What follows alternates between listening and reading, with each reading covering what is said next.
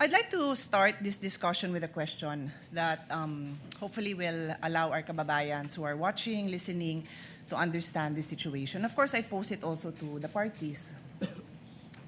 If the government had in mind that there's a business, and of course, a particular businessman or businesswoman who is violating a lot of laws pertaining to the operation of their business, be it customs law, BIR, regulations, can they just proceed and pwede ba silang basta na lang mag-request ng dokumento o mag-file ng kaso na requiring the businessman and the corporation to produce those documents?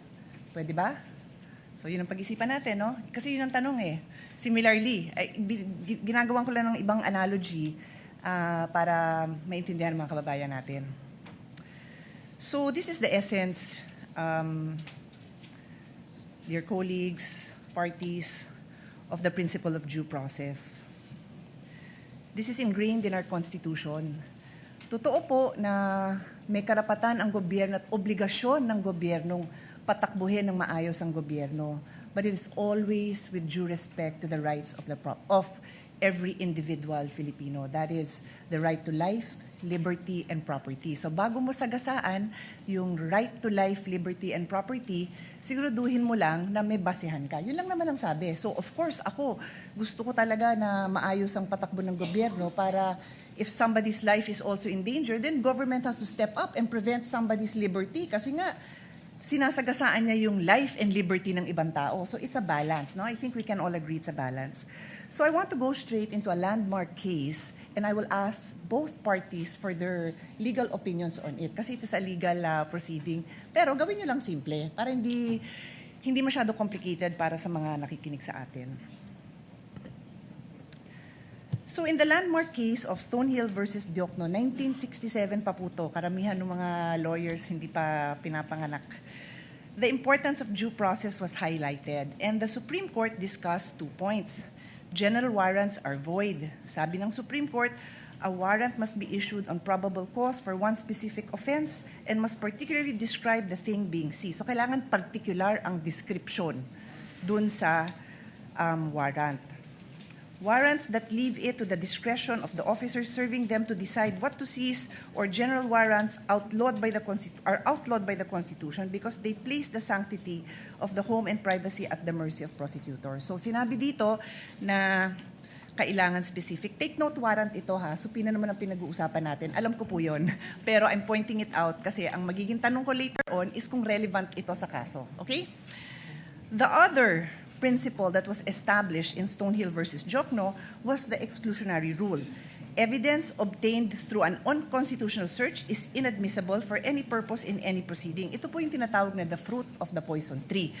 Pag nakuha mo yung information dun sa bawal na paraan, kung ano yung information mo, bawal ipakita yon. And this is where I need to get guidance from the presiding officer.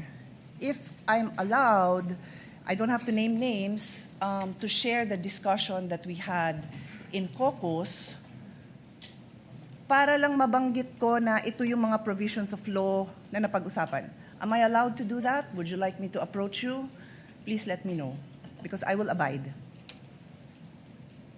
Basically, because ang nangyari is we had our own discussion and I want to mention the provisions of law that we discussed. I don't have to mention names. The lady may proceed. Okay, thank you.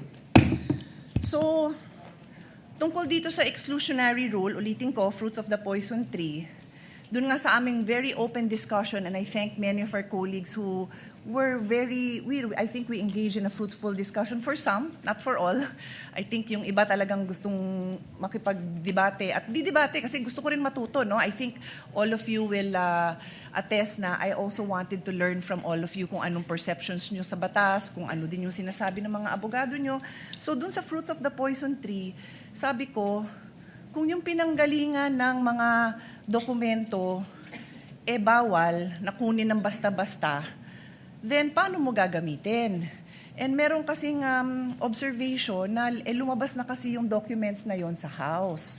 So nakita na ng publiko sa House. So sabi ko, pero if I will look at, and this is where I will pose the question to all of you, no? Medyo layered so pasensya na sa medyo complicated. Yung isang concern ng defense na nabasa ko is that hindi nag-allege ng ultimate facts. Hindi klaro kung ano yung naging kasalanan at hindi na-identify ng maayos itong facts na to that lead to a conclusion of law. So, wala daw yun. Later on, I will ask both parties again to also clarify that. But the point is, kung walang basihan yung paglabas ng ebidensya na yon, it is the fruit of the poison tree, then you cannot use it. So, yun yung importante dito kasi I'm sure nakita nyo no sa korte, kahit sabihin nyo pong sa mga legal drama na na-throw out. The case is thrown out because na-violate ang due process. So that's the discussion I want to have. I want to hear both, ha? Wala akong kinikilingan dito. I'm just explaining na yun yung argument ng defense na walang due process, kulang, at why prosecution would you say na nasusunod yung due process. And before I give the floor to the parties, yung sinabi kong kaso na Stonehill versus Diokno, very interestingly, involves the esteemed father of our colleague, Congressman Prosecutor Chel Diokno. In the case of Stonehill versus Diokno, the father of Congressman Diokno was the Secretary of Justice. And in this case, the government, through the Secretary and other prosecutors, suspected that Harry Stonehill and his associates and several corporations that they controlled were violating central bank laws, tariff and customs laws, Internal Revenue Code, and the Revised Penal Code. So nag-request sila ng issuance of search warrant. At ang gusto nilang tingnan is books of accounts, financial records, vouchers, receipts, ledgers, etc., and other documents showing all the business transactions. Stonehill and the other petitioners filed a petition for general warrants because they did not particularly describe the things to be seized. So, general pa pala yun. Books of accounts, financial records, receipts. General pa pala yun. And the Supreme Court ruled that indeed, general warrants are void. Warrants must be based on probable cause. Nasabi ko na yun, ano? And then the case also adopted the exclusionary rule, holding that evidence seized under an unconstitutional warrant is inadmissible. So, I now pose my questions. Applicable po ba ang kaso na ito, Stonehill versus Diokno, as far as the prosecution is concerned, and then also for the defense, applicable? Take note, I've read most of the pleadings, well, all of the pleadings, mahahaba sila. I kind of know your answer, but sa dami, I like to hear it again, and I think, of course, karamihan ng kababayan natin did not read it. So explain natin sa kanila, because this is a landmark case. Kung ikaw ay law student na magbabar, ito yung mga kasong titingnan mo. So malay mo, matanong yan sa bar. So nakatulong man lang tayo dun sa mga bar students na maliwanagan sila. Baka mamaya trick question to. Is it applicable or not? That is my question. I will sit down, and then I will come back for my next. Thank you. Thank you, Your Honor. If I may be recognized. The member of the panel of prosecutors may proceed to give his answer. Thereafter, the counsel for respondent may do so as well. Iba po ang konteksto ng search warrant na naging main issue sa Stonehill versus Diokno. Sa konteksto po natin na subpoena ang pinag-uusapan. Ang search warrant po, ang governing law po dyan ay nasa Bill of Rights natin, Article 3, Section 3. At kaya siya nandun dahil very invasive po ang search warrant. Pag ang isang judge ay nag-issue ng search warrant, pwedeng pasukin yung opisina o yung bahay ng person involved, pwedeng halungkatin yung lahat ng mga gamit niya doon sa kanyang opisina o sa kanyang bahay. Kaya po naglagay ng maraming limitasyon ang ating konstitusyon dahil marami ng pang-aabuso, marami ng mga halimbawa ng pang-aabuso na nangyari kahit noon pa. Iba po ang pinag-uusapan natin ngayon. Ang pinag-uusapan natin ngayon ay subpoena. Hindi po ito license to enter an office or to search any place. ito po ay mismong humihiling lang ng mga dokumentong nakasulat sa loob ng subpoena. Therefore, the contexts are very different. When we speak of a search warrant, I do agree there should be very specific limitations on how that warrant can be enforced.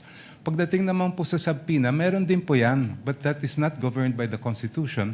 It's governed by Rule 21 of the Rules of Civil Procedure, which basically provide that for a subpoena to be valid, it must be relevant and it must be definite. Ibig po sa relevance ay may kinalaman o may kaugnayan yan sa mga kailangan patunayan ng mga facts. At pagdating naman sa definiteness ay klaro kung anong mga iba't ibang dokumento ang hinihingi. In our case, we respectfully submit, Your Honors, that we have met both the standards of relevance and materiality. The BIR records, the bank records, and the records of the Anti-Money Laundering Council are relevant to the facts in issue pertaining to the charges of unexplained wealth.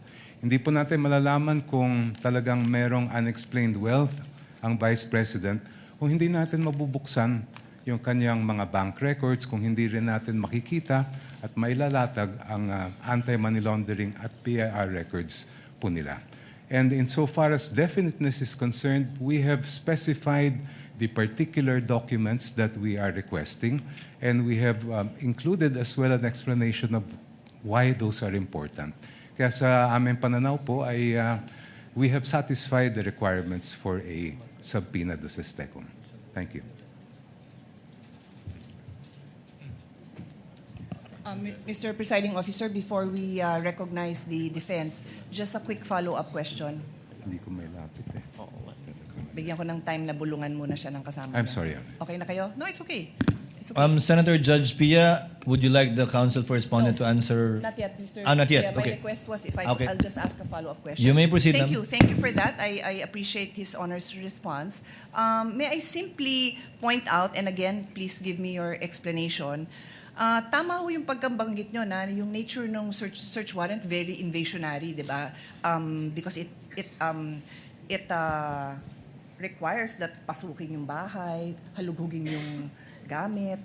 Pero hindi kaya invasive din yung paghalughog ng records? Is that not extremely parallel? I mean, is it not very similar in the sense that what is being questioned now are the very essence of somebody's savings, earnings? So, which we have to agree. I think there's no doubt that that is protected. But in fact, His Honor is saying that it would fall under the police power. So, imbis na papasukin mo sa bahay na nandun yung mga dokumento, you will do the same by asking these agencies, whether it is the BIR, the banks, or AMLA, to now reveal these documents. So that's my question. Is it in the prosecution's, is it the point of view of the prosecution na iba yun? Hindi ba invasive yun? Kayo gumamit ng word na invasionary, no, but I'll use invasive, I think. Yeah. Anyway, please answer, and then we'll give the floor to the defense, Mr. Presiding Officer. Counsel for the panel for prosecutors may Thank you, Your answer as he pleases. Yung pong search warrant, kung ano man ang makuhang ebidensya doon, ay direktang binibigay po yun sa court, and that is now considered as evidence by the court that issued the search warrant. Iba po ang subpoena, dahil pag naglabas ang isang hukuman ng subpoena, itong mga records ay hindi po siya considered yet as evidence. Yan po ay ipoproduce lang, dadalhin lang po sa korte, and now it is up to the parties, and I refer to both parties, to decide which of those documents may be relevant in terms of the evidence that they are need to present. Yung pong nakikita po natin sa subpoena, it is not in any way invasive because, as I mentioned earlier, as pointed out by Senator Enrile when he was the presiding officer in the Corona trial, we are simply having those documents produced.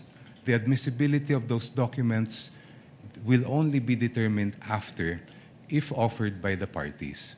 Kaya po sa aming mga pananaw ay malaking-malaki ang pagkaiba ng search warrant sa subpoena. Your Honor, may I be With the recognized? permission of the lady senator judge, counsel for respondent may now give his answer to her query. You may proceed, sir. Thank you, Your Honors. Your Honors, ang